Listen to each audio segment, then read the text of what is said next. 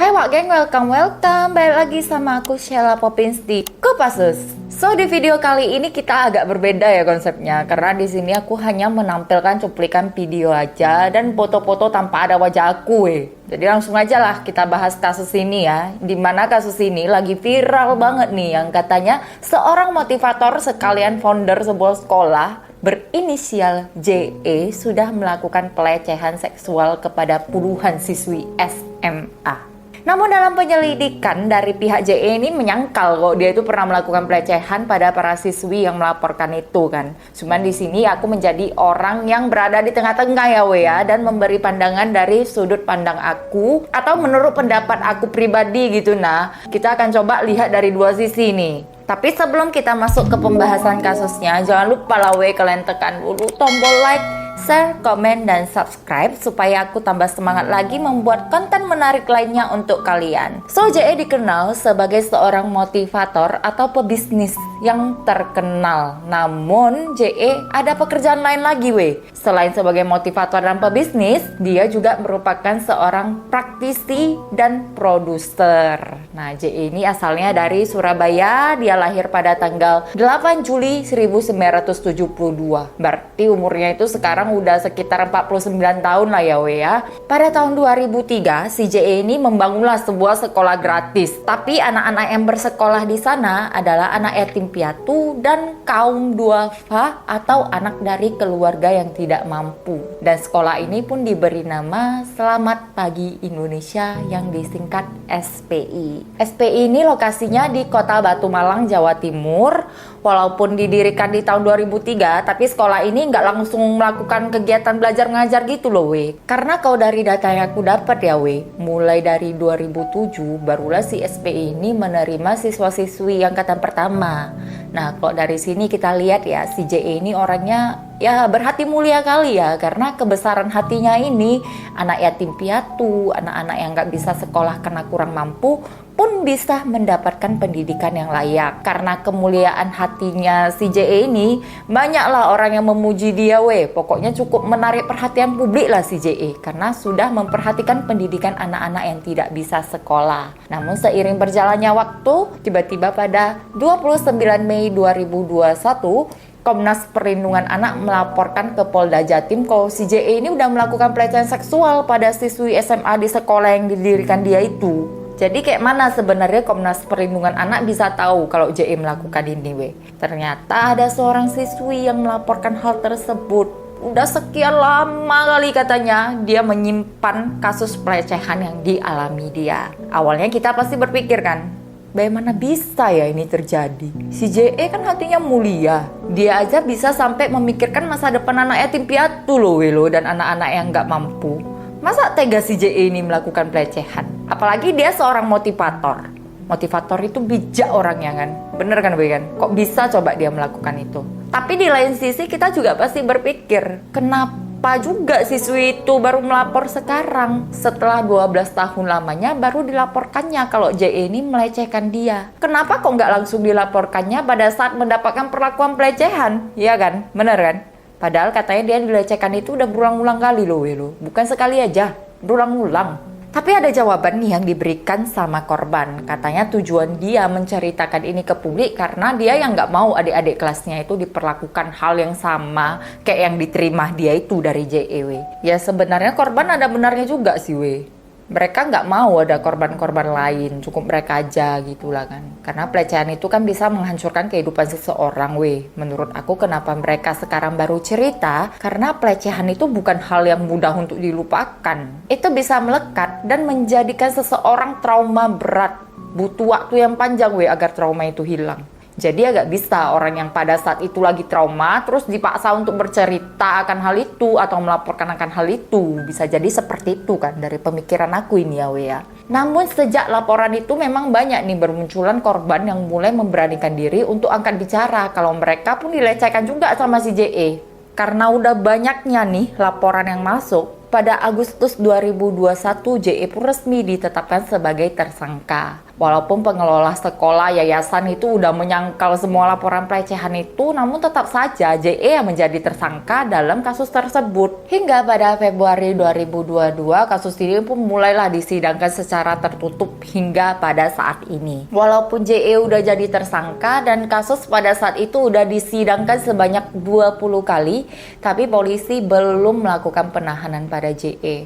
Nah, hal ini membuat masyarakat banyak komplain, weh. Kok bisa pula udah tersangka melakukan pelecehan tapi masih berkeliaran gitu kan? Banyak yang sampai demo juga di Batu sana. Hingga pada akhirnya secara tiba-tiba korban pelecehannya mulai berani nih muncul ke publik. Mereka sampai udah terang-terangan lah pokoknya muncul di podcast-podcast. Yang mungkin ini ya, mereka pun kesel juga kan. Kok si JE udah jadi tersangka tapi masih belum ditahan? Pasti dong mereka yang menjadi korban merasa nggak adil. Oleh sebab itu mereka muncul nih ke publik. Karena maybe the power of warganet itu lebih kuat dari segala-galanya weh. Dan mungkin juga nih mereka merasa pengadilan itu memperlakukan mereka secara nggak adil. Kalau dari segi ekonomi nih kita lihat kan si JE memiliki segala-galanya. Bahkan orang-orang yang dibalik JE juga bisa dikatakan itu orang yang kuat kan weh kan. Sementara mereka para korban kan hanya orang biasa saja.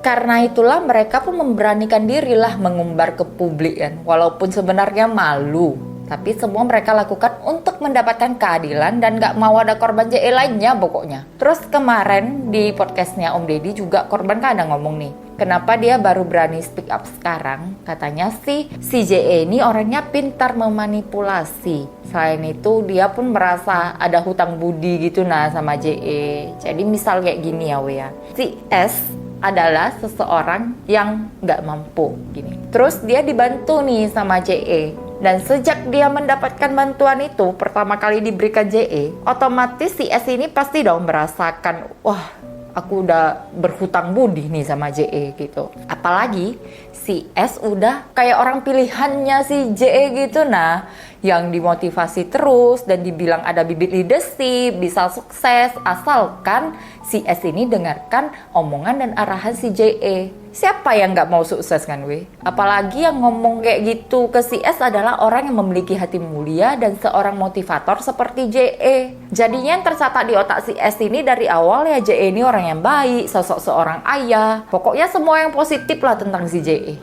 Terus tiba-tiba lama-kelamaan nih si S dilecehkan rupanya sama si JE. Niatnya sih mau nolak gitu, tapi katanya dia takut karena selama ini dia bisa menjalani hidup yang baik itu kan karena si JE juga kan weh kan. Dia mau nolak pun kayak segan gitu. Mungkin ini ya. Apalagi JE pun pernah bilang dia berbakat jadi leader kan. Alasan yang lainnya itu si JE ini kan mengenal keluarga si S. Dia takut kalau nantinya lah kutolak nih, keluarga aku dicelakai pula sama dia kayak gitu. Jadi sebenarnya ya ada rasa ingin menolak tapi sulit untuk dilakukan karena ada berbagai hal yang dikhawatirkan sama si S ini. Dan di lain sisi dia pun pengen sukses weh. Makanya diikuti dia aja lah. Nggak berani ditolak sama dia. Ini sih menurut aku ya. Dan menurut pengakuan korban, kalau dia menolak nih, si JE pasti marah-marah sama dia, terus kena maki lah dia. Bahkan sampai pernah dipukul, diludahi.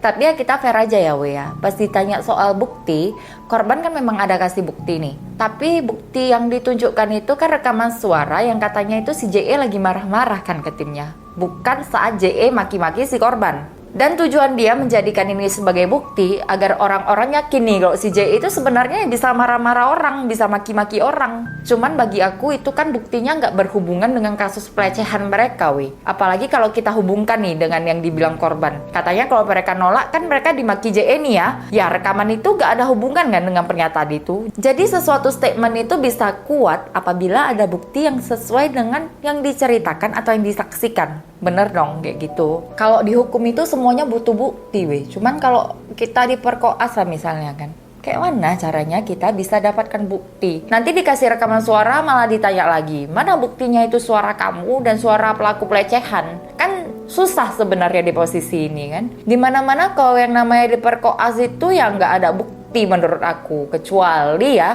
di hari itu juga dia diperkoas, terus di hari itu juga dia dipisum weh, untuk dicek apakah ada cairan dari si pelaku. Tapi hal ini kan jarang terjadi juga. Walaupun menurut pengakuan korban dia udah diperkoas berkali-kali. Tapi tetap aja lah buat rekam kejadian itu pasti ada rasa takut kan weh kan. Mau keluarin handphone. Sempat-sempatnya pas kita mau diperkoas kita ambil HP keluar kayak gini. Apa nggak dibantai sama pelaku itu? Benar kan? Sementara bukti JE dan seorang wanita keluar masuk kamar hotel pun menurut aku nggak bisa dijadikan bukti kuat ya bahwa JE itu selalu melecehkan siswi. Karena apa nih? Di sana JE nampak nih keluar dari kamar. Terus dia kayak cepet-cepet mau sembunyi gitu. Dan di rekaman CCTV itu pun gak ada tanda-tanda si wanita ini kayak trauma habis diperkoas weh. Ya kalau dari aku sih liatnya sama-sama mau kayak gitu ya. Terus kan weh kan, kemarin itu kan sempat juga pihak JE didatangkan di podcastnya Om Deddy Kobucer kan weh. Nah di sana kan dari pihak JE ngomong kayak gini. Misalnya si korban trauma, kenapa kok bisa si korban ini pacaran, keluar masuk hotel sama pacarnya lagi berkali-kali, berganti-ganti lagi hotel itu gitu. Terus kalau misalnya si korban trauma, kenapa waktu di Eropa si korban ini nampaknya baik-baik aja kayak orang yang lagi nggak trauma katanya. Aku pun memang udah lihat video ini, video rekaman ke Eropa itu. Memang si korban ada di video itu dan dia di sana bahagia kali memang yang nggak kayak orang yang trauma kayak gitu. Cuman si korban ini kan melakukan visum di tahun 2021 dan sebelumnya dia kan udah pacaran nih sama pacarnya. Ada melakukan atau tidak kan tidak bisa diketahui. Dari pihak pengacara JE melaporkan kalau hasil visumnya itu menunjukkan si korban udah enggak perawan lagi dan ada bukti korban sama pacarnya keluar masuk kamar hotel. Hanya saja ya balik lagi kita nggak tahu si korban menjalani hidup seperti apa. Kita nggak boleh ngejudge juga apakah dia memang nggak perawan karena JE atau memang dia melakukan dengan pacarnya atau orang lain. Ya itu sulit untuk dibuktikan. Kalau dari korban sendiri sih dia ngakunya sebelumnya itu dia tidak pernah melakukan apapun dengan siapapun. Terus aku juga ada dapat kabar nih soal pacarnya si korban dari beberapa sumber, salah satunya itu istrinya JE. Nah jadi katanya dulu pacar si korban ini pernah dibantu sama JE karena ada masalah kayak gitu sama otaknya yang harus dioperasi gitu, entah kanker, entah tumor, pokoknya sama otaknya lah. Suruh biaya pengobatan dia itu dibayar sama si JE. Pokoknya dibawa berobat dia sampai ke luar negeri loh diobati sampai sembuh. Biaya yang dikeluarkan juga nggak sedikit, itu sekitar 800 jutaan kayak gitu katanya loh. Nah kalau dari sini kita nilai ya pacarnya si korban yang nggak tahu diri, gacang lupa kulit, pasti kayak gitu kan kita pikirnya kan. Udah dibantu, malah jelek-jelekan si JE sekarang. Tapi apa mungkin karena JE melecehkan pacarnya itu fakta makanya dia dendam sama si JE.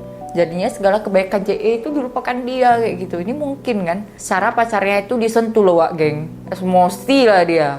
Dijelek-jelekannya juga lah si JE jadinya. Tapi ini yang kemungkinan ya bukan klaim kebenaran. Mungkin, ingat ya mungkin menurut aku ajanya ini. Jadi kasus ini cukup menarik menurut aku alurnya ya. Di sini aku nggak bilang siapa yang benar siapa yang salah. Hanya saja banyak hal-hal yang memang buat kita timbul banyak pertanyaan di otak ini, baik untuk pihak JE ataupun pihak korban. Sejauh ini aku ikutin kasusnya, banyak kemungkinan yang muncul di otak aku pro dan kontra lah pokoknya. Ditambah lagi kemarin di podcastnya Om Deddy juga pengacara pihak JE mengatakan bahwa mereka punya bukti kan bahwasanya kejadian ini udah direkayasa. Jadi kayak ada orang yang ingin menjatuhkan JE.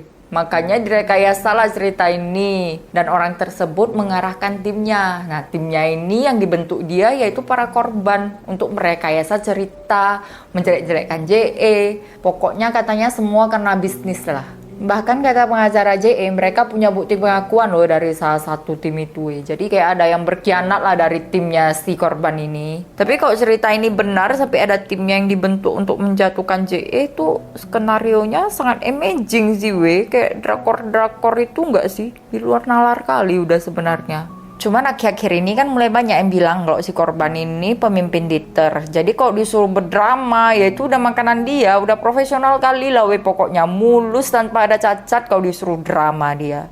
Tapi ini nggak bisa dibilang salah juga cukup masuk akal kan kan. Dan bisa diterima menurut aku. Memang dia pemimpin Twitter. Jadi pasti mudah lah untuk dia melakoni sesuatu. Kita sebagai orang luar yang mengamati pasti dong banyak persepsi pribadi masing-masing kan. Manusia sekarang udah nggak takut loh. Mudah mereka bilang, ya ini benar terjadi sama aku, sumpah lah aku dan lain sebagainya lah. Pokoknya udah berani bersumpah lah. Untuk benar nggaknya kan kita nggak tahu, yang menjalani itu mereka. Dalam hal ini ya aku nggak berpihak ya ke JE ataupun berpihak ke korban. Prinsip aku sih ya saat orang cerita kita boleh dengar cuman jangan kita percaya 100%. Kayak manapun juga kan kita harus dengar dari dua sisi dan dari berbagai pendukung lainnya. Jadi nggak usahlah kita pro yang manapun terlebih dahulu. Toh kasusnya pun masih gantung kan saat ini. So sampai sini dulu lah ya pembahasan kasus JE kita weh. Memang aku nggak bahas secara mendetail kali Wak Geng. Karena udah banyak juga podcast-podcast yang menghadirkan korban langsung dan menceritakan keseluruhan kejadian dari awal sampai akhir. So, untuk perkembangan kasusnya nanti kita akan lanjut lagi di part 2. So, aku Sheila Popin, sampai jumpa lagi di video selanjutnya. Bye-bye Wak Gengku.